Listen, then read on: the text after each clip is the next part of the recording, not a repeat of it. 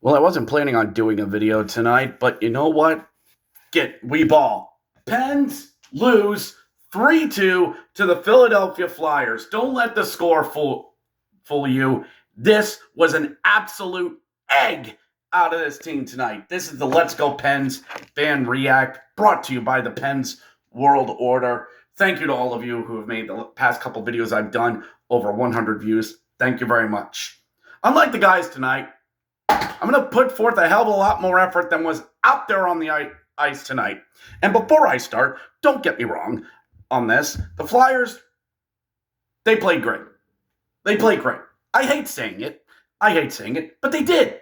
They did. Dan Vladar, just enough. But how do you get beat by a guy named Martone? How do you lose to that? How do you let Travis freaking Sanheim deke you at the blue line? 19 shots all game? That ain't going to pay the bills. And at times in the third period, the Pens treated this game that it wasn't game one of the Stanley Cup playoffs. First time you've been there in 3 years. Flip the script. That's what I heard all of you say. Flip the script. Well, guess what? You know what? I got the script right here. It ain't flipped because it ain't even open. Flip the script. Well, what script are you flipping? I'm so mad I can't even form sentences. And credit, Malkin scored tonight. Good on him. Good response after going down early. Jamie Drysdale gets the first. Malkin responds on Vladar.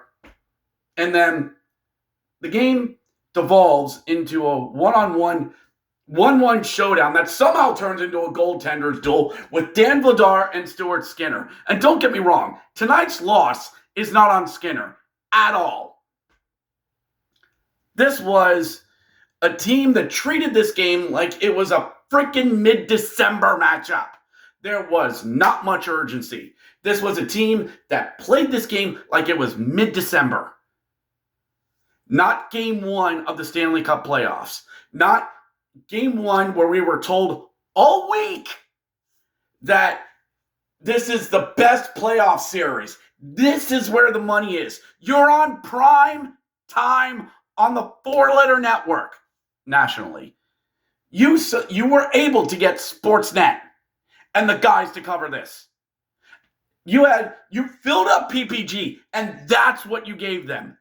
Nothing outside of Brian Rust scoring with a minute to go.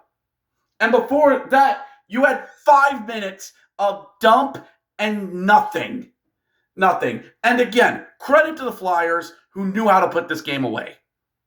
Travis Sanheim walks around number 25. I don't know who number 25 is, but you to the bench. Hey, that's cold, bro. It ain't as cold as a bench. Sit.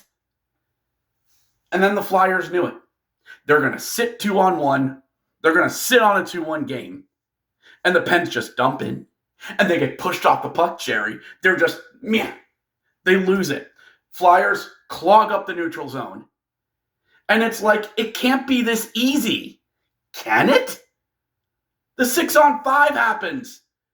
And there's no urgency. The 4 minutes before it, it's dump and chase and get pushed. A few good chances here and there. But the 2 chances you had was Rust, he converted, and second was the Brazow walking in front.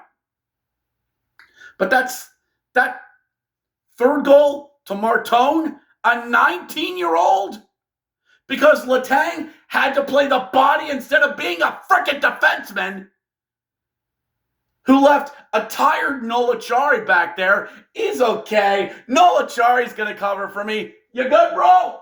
You got this? Go. I'm just going to hang out here by the bench while we got to rely on Nola Chari. And is that Sidney Crosby out there playing defense? And frickin' Martone walks into the circle and snipes it. That's the game winner. A guy by the name of Luigi Martone. I don't care if that's not his real name. A 19-year-old. He was playing somewhere in college. It can't even be Ristolainen. It can't be Rasmus Ristolainen. It can't be it can't be Trevor Zegras. But to come out in this game and lay an egg the way that you did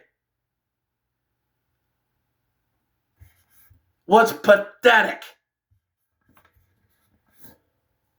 I tried not buying into the hype that this team didn't play well in the last 3 games after everything got sealed up. The Flyers had a game plan and they executed it. Get up on the Pens and push them around. Get up early and push them around. Don't let their skill beat you.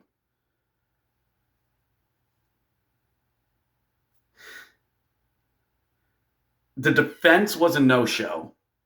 No, well, they only scored 3 goals. Well, did you see how they scored them? Especially the last 2. And oh, well, you're making a big deal out of this. It's the fucking playoffs. Everything gets amplified, especially because it's freaking Philadelphia. This isn't like we're playing the Islanders, where I wouldn't nearly be as upset at this, but it's because it's the Flyers. It's because of that rivalry, and if you can't get up for that, that's a you problem. That's why I'm upset. I'm upset because this team laid a turd in this game. In a bet, yeah, it's a best of 7, bro. They'll adjust. Oh, they better, Jerry. Because Dan Muse and Todd Nelson, we miss you, and Hershey Nelson. My God, we miss you. Muse, Nelson, whoever the hell else is behind the bench. Here's where you make the big bucks, buddy boy. Pull your bros aside. Get rid of those frickin' gold jerseys. Wear your regulars. And you're allowed one wonk game in a best of 7 series. As Bill Simmons once said, a wonk best of 7 in a best of 7 series is a game where things just go. You're allowed one. And I'll tell you this, Pens fans, this is not a wonk game. This is a game where the Pens were expecting to jump out in front of the Flyers, get PPG rocking, and just think it was all gravy.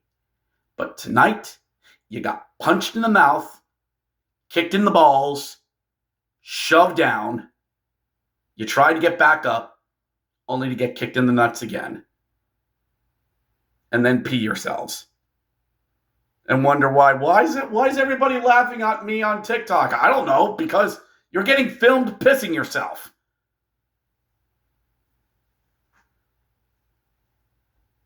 Game 2's at 7 on Monday. Game 2. Even it up. Make it a best of 5. And you roll the dice. But it's going to get a hell of a lot harder. 2 games in Philly next week. But win game 2. So make adjustments, coach. And we'll see you Monday. Because it only gets harder from here. Let's go, Pens. We'll see you Monday.